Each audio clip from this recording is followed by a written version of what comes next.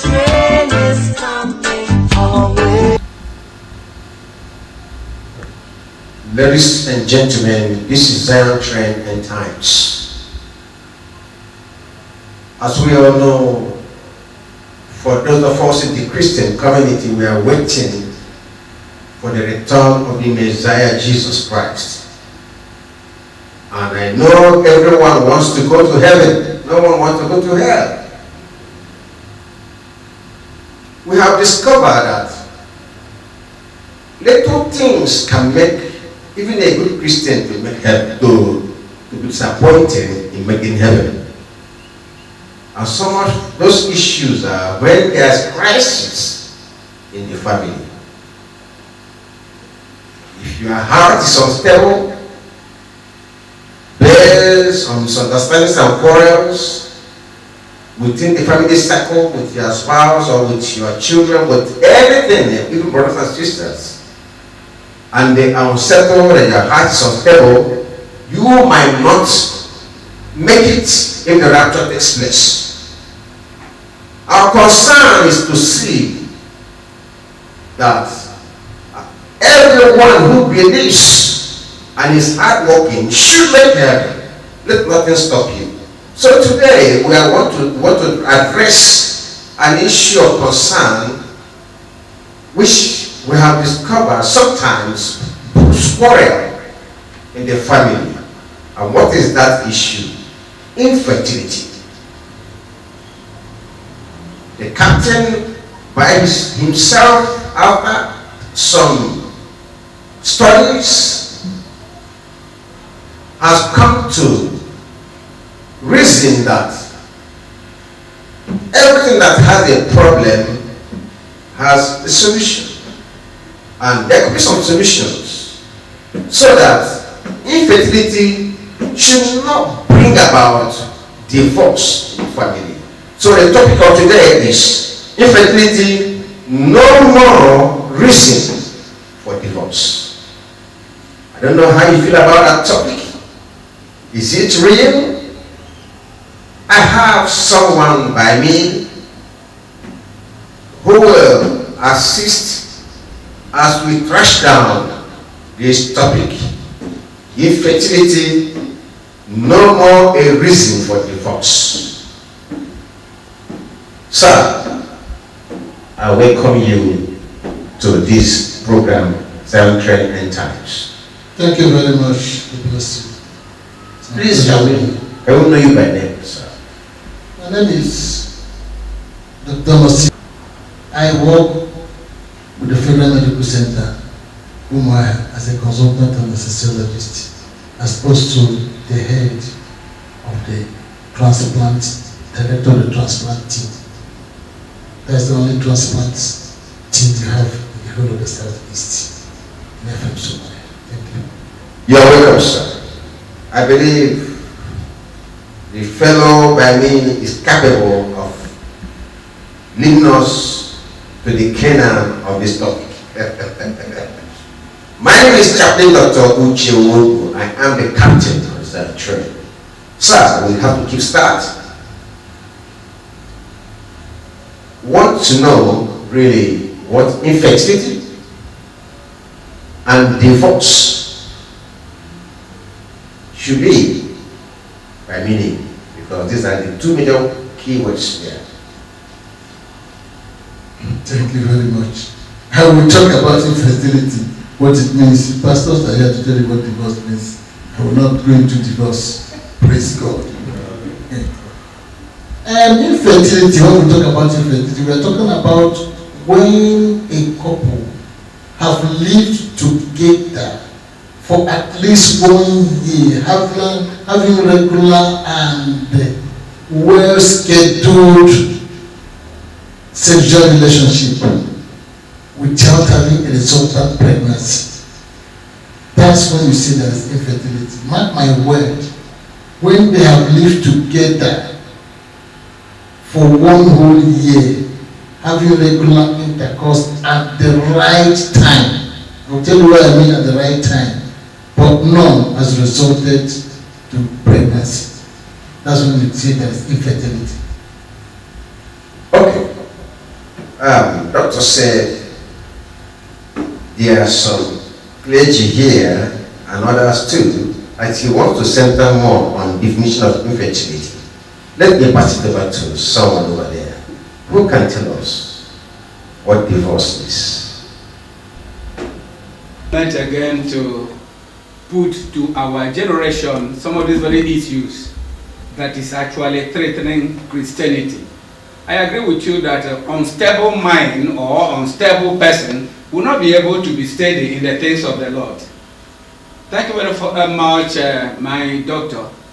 Divorce can also be defined from secular activities, can also be interpreted from biblical perspective. Generally speaking, when a man and a woman agreed and have been joined together, or even if it is not in the church, in the traditional aspect of it, they are married.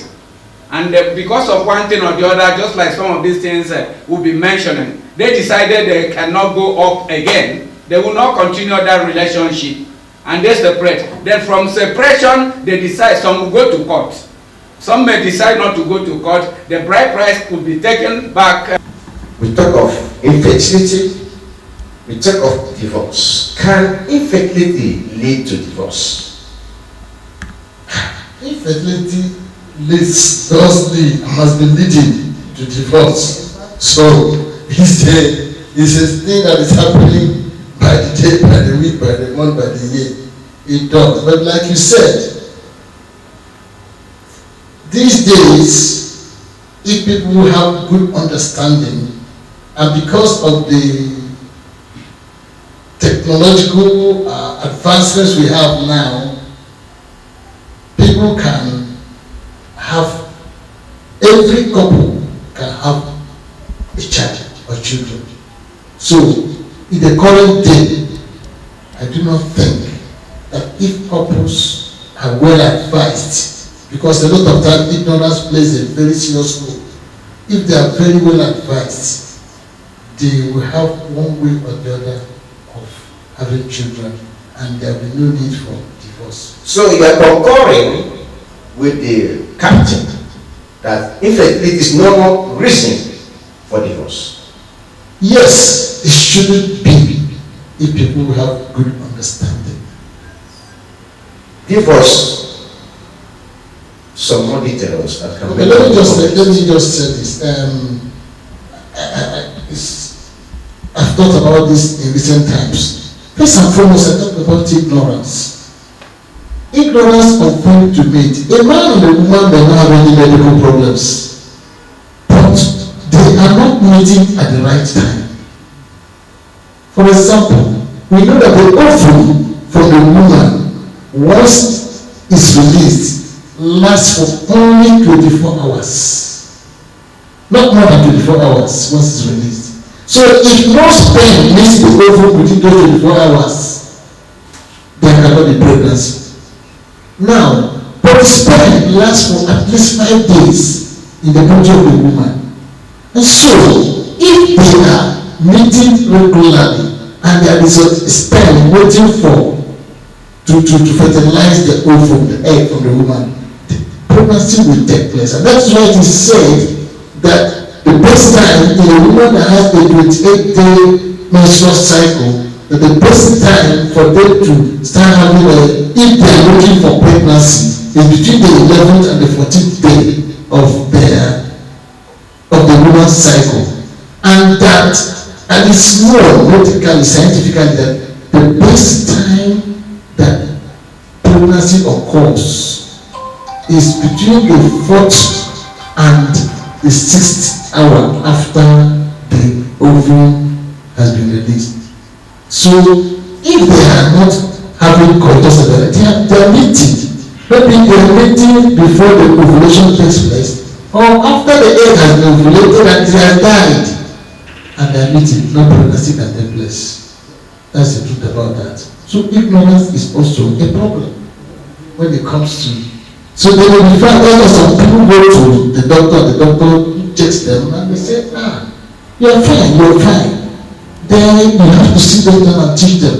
One of the reasons is because it's not easy to know when a woman ovulates. Most women do not know, especially when the menses is not very regular. You understand? That's why today I told you technology. You have ovulation kits. If you have an ovulation kit, you will be able to find out when ovulation is taking place and know the right time to mate, to have pregnancy. That's very important. Maybe I should go into telling you some other reasons why that can cause infertility. In my book, which is just here, I said it's important that during courtship, the man and the woman tell themselves the truth, show some integrity, and talking about the truth in their relationship. We have seen so many of these things. The man knows he has erectile dysfunction. That's importance.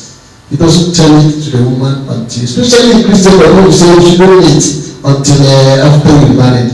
He doesn't tell the woman that he doesn't have erection. That's what we call erectile dysfunction. Or the man may or may not know that he has either low sperm count, which we call oligospermia, or no sperm count at all, which we call azoospermia. And as long as these things are there, it may not be possible for the man to pregnant the woman or his wife. And so all the struggles will continue like that and nothing has happened. So in the man's own side, most likely 90% or 95% of the reasons will be either erectile dysfunction, and I've seen so many of them like that, and it can be handled. Depends on what has caused it. Or azoospermia or oligospermia, that is either low sperm count or no sperm count at all. Those are the two main reasons in the man. In the woman, there are many reasons. It could be that the woman does not even ovulate. Or doesn't even have a womb in the first instance. There are so many women, I know of some. They either didn't have the womb, or they had the womb, or it was destroyed as a result of abortion and all that. I know one, the uterus was removed when she had a dangerous abortion as a young girl. But when she was getting married, she didn't tell the man what it was. So where would the baby sit except the Lord takes this child and say, let me give a new womb? That's one. So no ovulation, no menstruation, and they could also have some growths in their body that makes it impossible for the womb to conceive. What a fibroid. A lot of them carry around fibroid, a very huge one that is within even the uterine cavity itself, and the man does not know. And when they get married, that you begin to discover that she is not getting pregnant, or if she gets pregnant, abortion takes place immediately, or that miscarriage takes place. Okay, Doc. Yes, you are getting very deep into the causes, but there's an area I want us to clarify before the causes. Okay. Now we said we're looking into this issue of infertility, no more reason for divorce. No more reason. You've given a preliminary cause. Why shouldn't there be no more reason for divorce? Okay, that's what I said. I thought, well, it's important for me to let you know some of the causes. Yes. Because from the causes you'll be able to know the medical intervention that can take place. Okay. That's why I'm saying that. Okay. For example, I said in the man, if the man is we will start investigations with the man, and then we'll ask him to do a seminal analysis which tells you the sperm count, the sperm morphology, the sperm motility, and the health of the sperm and all that. And then if it's erectile dysfunction, it can be taken care of. But then in the woman also, there are things that can be done. But what I'm saying is, if they want to, if eventually at the end of the day it is found out that under the current circumstances that they cannot conceive ordinarily man to man, there are many methods. Okay. Now, that's why we are saying that divorce is no longer the real thing because of infertility. For example, we have in vitro fertilization, IVF. Okay. In those days, it used to be one place in Nigeria, one place in Abuja, but today it is everywhere in this town. I can tell you how many places. The FMC has it. I know the colleague over there has it over there. I mean, 2 or 3 colleagues have it in town, and they are doing well on it. So it's something you can get almost from your backyard if you have the wherewithal, that is the financial capability, because that one is a little expensive. But then outside in vitro fertilization, you have what you call artificial insemination. Artificial insemination is different from IVF. Okay, sir, before you go into that artificial, let the layman who is watching us now understand what that IVF is and how it goes about. IVF is a situation where you get an ovum from the woman. Okay. The woman might be able to produce ovulate, but she's not able to carry the pregnancy. So you can, for one reason, so you can get the ovum and then get the sperm, and 2 of them, you put them you cause them to fertilize. When outside the uterus, that's when it's done. That's why it's called in vitro, outside the uterus. Okay. It's not called in vitro, it's called in vitro. Now, is it outside the body of the woman? Yes, that's what I'm telling you. It is called, that's what's called in vitro, not in utero. Okay. It fertilizes it outside, and after it has been fertilized, the embryo that results from the fertilization, you now put it inside the woman. Okay, so fertilization is done outside the woman. Yes, in vitro fertilization is done outside the woman and then taken into the woman. Yes. Okay. I hope you are following, you that is watching us. That's in vitro. In vitro fertilization. In vitro fertilization. So go ahead. Then the number one, that process begins to grow, and then you continue to monitor everything that is monitoring and all that, and tell the woman what she's doing, and begin to continue to grow. So you mean that fertilization, when brought from the outside into the womb of the woman, will still come out as a perfect baby? It is something that should have been done inside, but for one reason that was not able to be done inside. So it is done outside, and you send it back to where it should be, and it begins to develop. Okay, sir. Yes. Thank you very much. But still go ahead. So the other ones, as I talked about artificial insemination. I don't want to go there. There are 4 types of artificial insemination, but artificial insemination is where you put sperm inside the woman's body, through into the cervix, into the uterus, and then fertilize the egg. The woman, you must have targeted that ovulation has taken place. There are modalities, and then you get sperm and put inside. The reasons are maybe they are to conceive. We can't go into all that, but I'm just going to tell you the method. So this is artificial insemination. It can be done in 4 different ways. Let's not go into it. So but it's cheaper. That one is cheaper. If you can't do in vitro fertilization, you can do artificial insemination using a kind of syringe to set in the sperm into the woman and then monitor the pregnancy. But it is not as accurate. The level of accuracy is not like you have in IVF. IVF is more accurate. You can have 90%, 80 or 90% in IVF, but this one is something you have between 40, 50, 60% chance of maintaining or having achieving a pregnancy. Thank you very much, Doc. I know you are watching and assessing what the doctor is saying. Do you not believe? There's a third one, I've not told you. Okay, you still. There's what we call surrogacy. Number 3 is surrogacy. They are doing it a lot abroad now. Surrogacy. SURROGACY. Surrogacy. Where the woman, you just get the woman, maybe for one of our actresses, I don't know to mention her name here, did it and is proud of it, that she has had a child. She's married and has not, but she has surrogacy. She brought her egg and put it into a woman, got a sperm donor, or if he's the husband, put it inside the woman, and the woman will carry the baby for them. There are modalities, there are conditionalities and legalities that have to be done. So there are two types of surrogacy. One is gestational surrogacy, the other is traditional surrogacy. In one, the woman carrying the pregnancy has no relationship with the pregnancy because both the sperm and the ovum are not from her. They are from the sperm donor or the husband and from the woman who cannot carry a pregnancy. That's that one. That's the gestational surrogacy. The traditional surrogacy, that one, the surrogate, that's the woman, she called the surrogate. The woman is called the surrogate.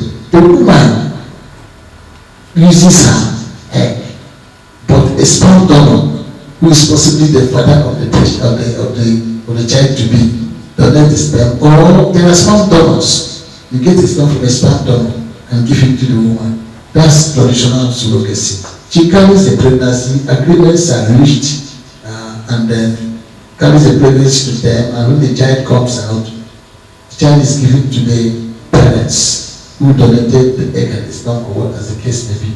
So you mean that in this case now? In fact, the law is beyond on the National Assembly. We were looking at it last night because for another part of it, the consensus that the National Assembly wants to pass very soon. One of the laws they want to pass now is on surrogacy. Which means if a woman is incapable of carrying Yes. the baby in the womb due to maybe ill health or whatever, Yes. they can choose someone else to assist them carry the baby Yes. by sipping out both the sperm and the ovum from the couple. Yes. So which means all things are possible when it comes to pregnancy now. Okay. And then the final one is adoption.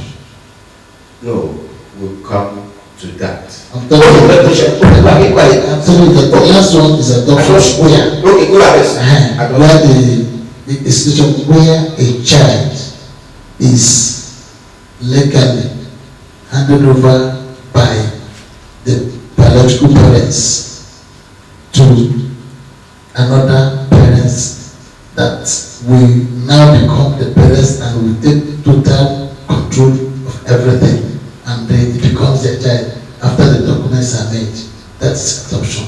In Nigerian laws, the rule is that the parent, any person who wants to adopt a child must be at least 25 years if it's a woman.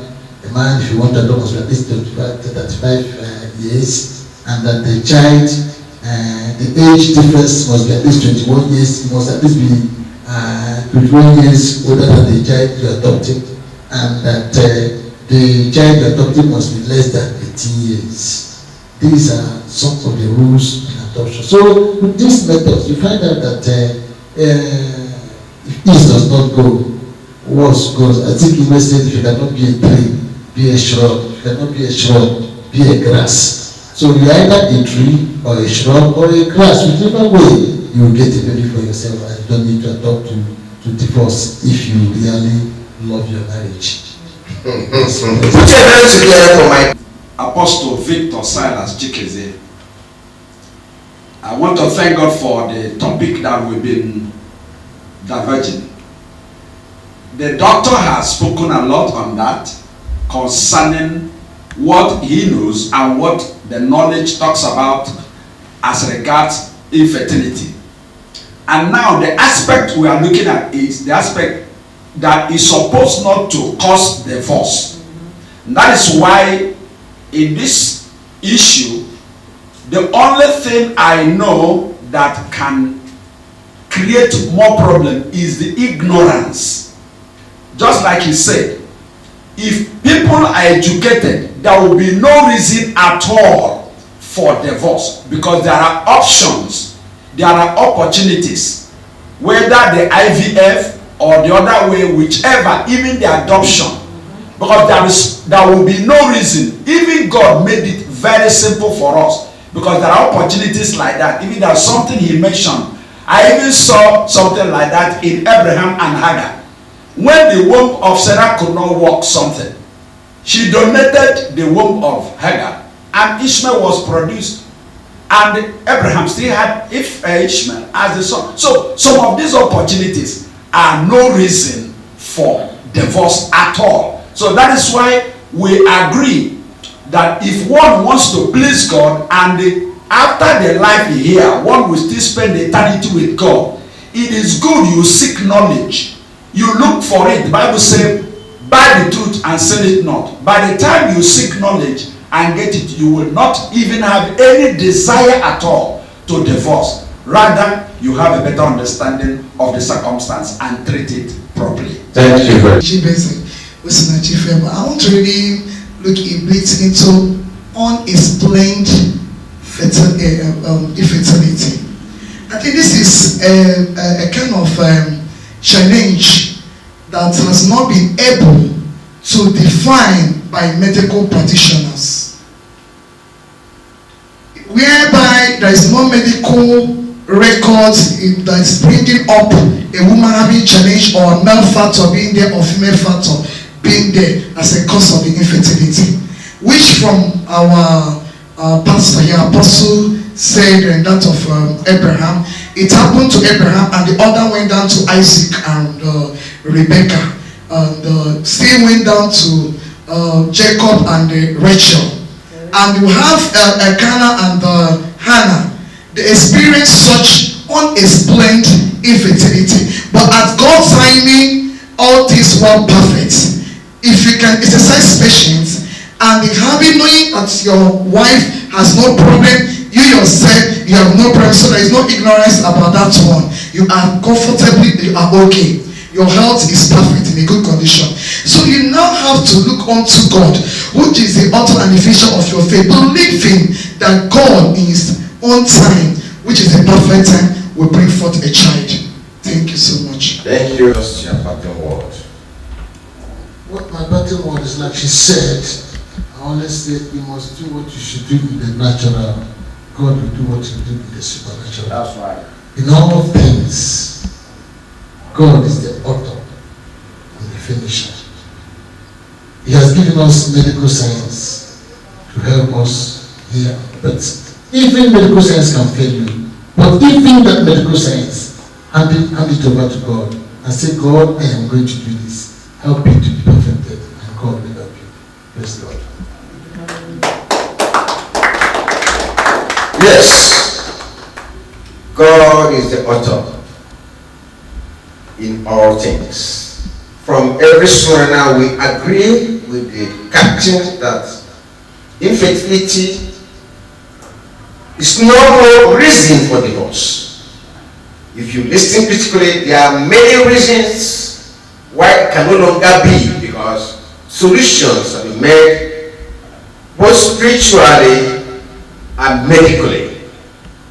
So, tap the knowledge and save your family from embarrassment. Don't have reason to drive out that lady from the family you have been brought into. Be anxious for nothing. Anxiety worsens the situation. Be anxious for nothing.